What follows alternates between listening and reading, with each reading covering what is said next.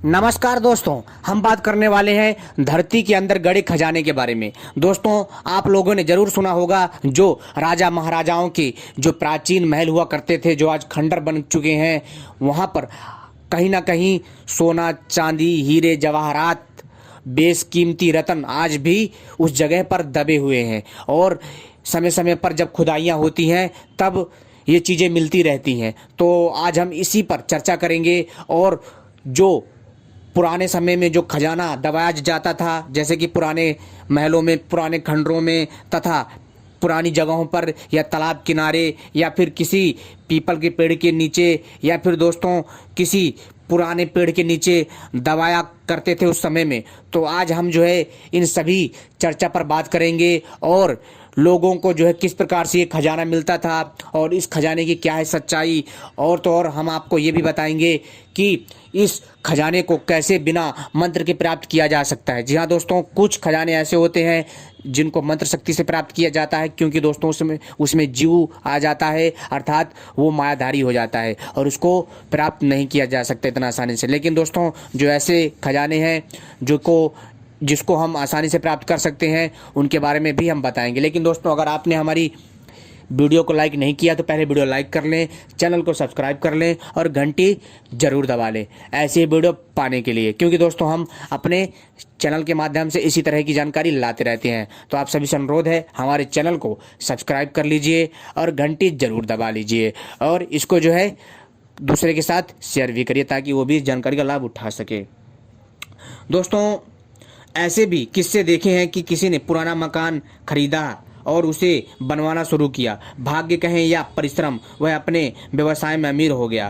तो लोगों ने यह कहना शुरू कर दिया कि खुदाई में उनको खजाना मिला होगा। ऐसे भी किस्से सुनने को मिले हैं कि लोगों को उनके घरों में सोने या चांदी का घड़ा मिला जिसमें गिन्नियाँ थीं, यानी सोने, चांदी, हीरे, जवाहरात, बेशकीमती रत्न से भरा हुआ उनको सोने या चांदी का कलश मिला। उसमें ये सारे बहुरत्न पड़े हुए थे।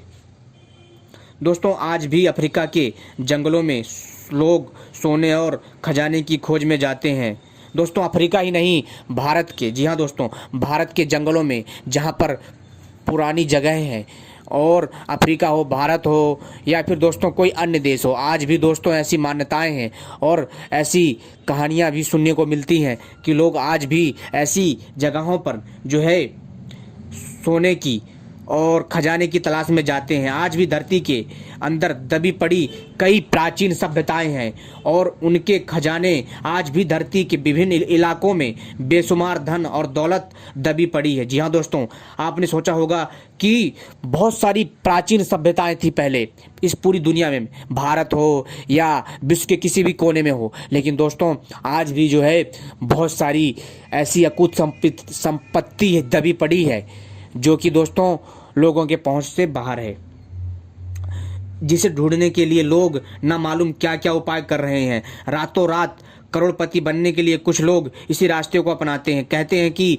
बंजारा या आदिवासी समाज अपने धन को जमीन में गाड़ने के बाद उस जमीन के आसपास तंत्र मंत्र द्वारा नांग की चौकी या भूत की चौकी बैठा देते थे, जिससे कि कोई भी उक्त धन को खोदकर प्राप्त ना कर पाता था। और जिस किसी को उनके खजाने का पता चल जाता और वह उसे चोरी करने का प्रयास करता तो उसके सामने नांग या भूत प्रकट हो जाता था। क्योंकि दोस्तों चौकी करने से किसी खजाने की तो दोस्तों एक तरह से मंत्र बंधन कर दिया जाता है ताकि उसे कोई खोद ना पाए। अगर कोई खोदता है तो दोस्तों उसको जो है जान मान की हानि होती है, यानी उसके जान को हानि पहुंच सकती है। एक बात और बता सकता हूं दोस्तों, अगर किसी को प्राप्त करना है तो दोस्तों जैसे आपने देखा होगा, जो कि मायाधारी नहीं है, जो प्राचीन खंडरों में दबा रहता है, ऐसे ही पड़ा रहता है, तो उसको आसानी से लोग प्राप्त कर सकते हैं। लेकिन कुछ खजाना ऐसा होता है कि मायाधारी होता है। लेकिन दोस्तों इसकी पहचान क्या है कि मायाधारी कौन सा है और जो है बिना मायाधारी खजाना जो है कौन सा है।